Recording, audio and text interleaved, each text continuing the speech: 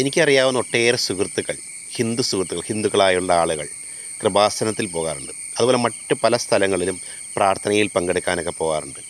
ഇവർ പ്രാർത്ഥിച്ചിട്ട് വന്നിട്ട് നമ്മളുടെ അടുത്തൊക്കെ പറയാറുണ്ട്, അവിടെ പോയതുകൊണ്ടാണ് കാര്യങ്ങൾ നടന്നത്, അവിടെ പോയതുകൊണ്ട് എനിക്ക് ജീവിതത്തിൽ പുരോഗതി ഉണ്ടായിട്ടുണ്ട്.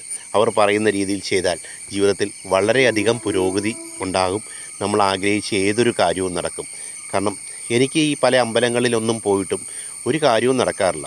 ഗുരുവായൂർ പോയിട്ടോ, ചോറ്റാനിക്കര പോയിട്ടോ, വക്കത്ത് പോയിട്ടോ, അല്ലെങ്കിൽ കൊടുങ്ങല്ലൂർ പോയിട്ടോ, ഇവിടെ ഒന്നും പോയിട്ട് നടക്കാത്ത കാര്യം എനിക്ക് ഇവിടെ പോയതിന് ശേഷമാണ് ഉണ്ടായത്. ഇവിടെ പോയി പ്രാർത്ഥിച്ചതിൻ്റെ ഫലമായിട്ട് എൻ്റെ ജീവിതത്തിൽ പല കാര്യങ്ങളും നടന്നിട്ടുണ്ടെന്ന് പറയുന്ന ഒട്ടനവധി ഹിന്ദു സുഹൃത്തുക്കളെ അല്ലെങ്കിൽ ഹിന്ദുക്കളെ എനിക്കറിയാം.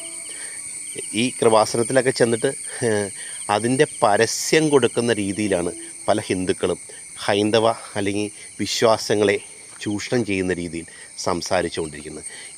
ഇവരൊക്കെ പോയി അവിടെ പോയി പ്രാർത്ഥിക്കുന്നതുകൊണ്ട് ആർക്കും ഒരു പരാതിയില്ല. പക്ഷേ ഇവർ ചെയ്യുന്നത്, അവിടെ പോയി പ്രാർത്ഥിച്ചതിൻ്റെ ഫലമായിട്ട് ഇവരെ ഈ സമുദായത്തിൽ അല്ലെങ്കിൽ ഈ ക്ഷേത്രങ്ങളിലൊന്നും പോയിട്ട് ഞങ്ങൾക്കൊന്നും കിട്ടിയില്ല, ഞങ്ങൾ അവിടെ പോയിട്ട് പ്രാർത്ഥിച്ചുകൊണ്ട് ഞങ്ങൾക്ക് ഒരു ഫലവും ഉണ്ടായില്ല, ഞങ്ങൾ ഇവിടെ പോയി പ്രാർത്ഥിച്ചതിന് ശേഷമാണ് ഞങ്ങൾക്ക് ജീവിതത്തിൽ എന്തെങ്കിലും പുരോഗതി ഉണ്ടായത് എന്ന രീതിയിൽ സംസാരിക്കുന്നു. അത് കഴിഞ്ഞ് ഇവർ ഈ കൊന്തയൊക്കെ ഇട്ട് അല്ലെങ്കിൽ മാലയൊക്കെ കഴുത്തിലിട്ടുകൊണ്ട് നടന്ന് ഇങ്ങനെയുള്ള ദുഷ്പ്രചരണങ്ങൾ നടത്തുന്നത് അങ്ങേയറ്റം ദൗർഭാഗ്യകരമാണ്. വിശ്വാസങ്ങൾ ഏതുമായിക്കോട്ടെ, അവർക്ക് ഇഷ്ടമുള്ള മതത്തിൽ വിശ്വസിക്കാം, അവർക്ക് ഇഷ്ടമുള്ള ആചാരാനുഷ്ഠാനങ്ങൾ നടത്താം, ഒക്കെ ചെയ്യാം. പക്ഷേ അവിടെ പോയത് കൊണ്ട് മാത്രമാണ് ഞങ്ങളുടെ ജീവിതത്തിൽ പുരോഗതി ഉണ്ടായത് എന്നൊക്കെ പറയുന്നത് വളരെ തെറ്റായ കാര്യമാണ്.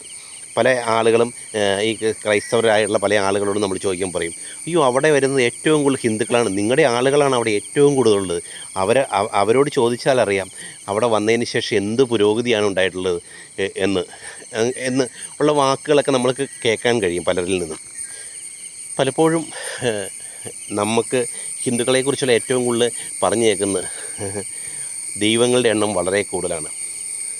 ഏതാണ്ട് 3/4 കോടി ദൈവങ്ങളുണ്ടെന്നോ അല്ലെങ്കിൽ അത്രയേറെ എണ്ണം ദൈവങ്ങളുണ്ടെന്നും ഒക്കെയാണ് നമ്മളെ ഹൈന്ദവ മതത്തെക്കുറിച്ച് മറ്റുള്ള ആളുകൾ പുച്ഛത്തോടെ സംസാരിക്കുന്നത്.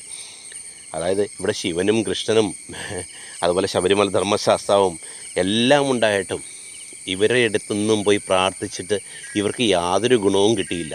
അവിടെ പോയതിന് ശേഷമാണ് ഇവർക്കൊക്കെ എന്തെങ്കിലും ജീവിതത്തിൽ പുരോഗതി ഉണ്ടായതെന്ന് ഇവർ തന്നെ പറഞ്ഞു നടക്കുന്നു. ഇങ്ങനെയുള്ള ഈ സമുദായത്തിൻ്റെ ജീവിക്കുന്ന ആളുകൾ തന്നെ പറഞ്ഞ് നടക്കുന്നത് വളരെ ദൗർഭാഗ്യകരമാണ്. ഇവർ ഈ അമ്പലത്തിലൊന്നും പോകണമെന്ന് ആരും പറയുന്നില്ല, ഇവർക്ക് ഇഷ്ടമുള്ള മതവിശ്വാസങ്ങൾ ജീവിച്ചിട്ട്. പക്ഷേ ഈ മതവിശ്വാസങ്ങളെ തള്ളിയിട്ട് മറ്റൊരു വിശ്വാസത്തിൻ്റെ